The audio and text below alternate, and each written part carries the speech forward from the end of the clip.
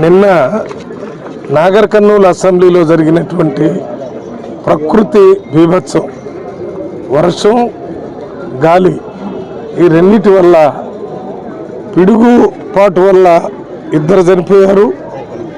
గోడ పడిపోవటం వల్ల, షెడ్ పడిపోవటం వల్ల 4 చనిపోయారు. ఈ చనిపోయినటువంటి కుటుంబాలు సామాన్య కుటుంబాలు.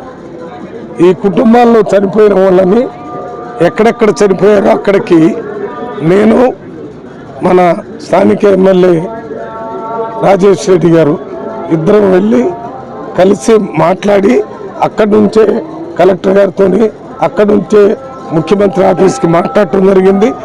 ఇక్కడ జరిగినటువంటి ఈ యాక్సిడెంట్లో చనిపోయిన కుటుంబాలకి రాష్ట్ర ప్రభుత్వం నుంచి రావాల్సిన ఆర్థిక సహాయాన్ని వారం 10 రోజుల్లోనే వెంటనే వచ్చే విధంగా మేము మాట్లాడాము.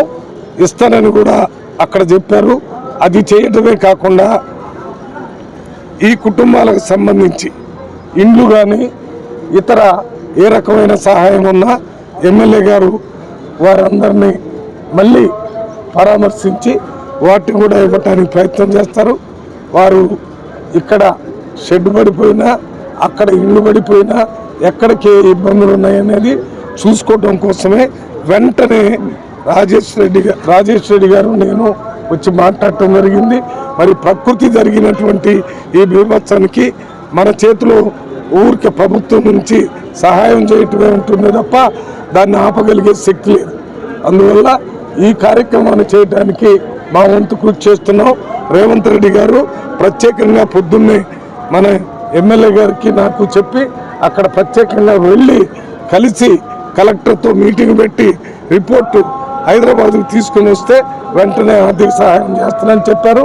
ఆ కుటుంబ సభ్యులందరూ కూడా మరి ఇది భగవంతుడి చేతిలో ఉన్న పని, మనం ఏం చేయలేము కాబట్టి ఉన్నంత వరకు మీకు నిరంతరం ఈ రేవంత్ రెడ్డి గారు ముఖ్యమంత్రి గారు కానీ, తెలంగాణ ప్రభుత్వం కానీ, మన రాజేష్ రెడ్డి గారు, దామోదర్ రెడ్డి గారు, నేను అందరం మీకు అండగా ఉంటామని మాటిస్తున్నాము.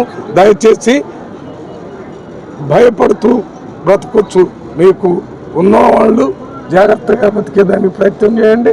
మేము తప్పనిసరిగా మీ ఇబ్బందులు ఏం జరిగినా తీర్చడానికి ప్రయత్నం చేస్తామని మాటిస్తున్నాం.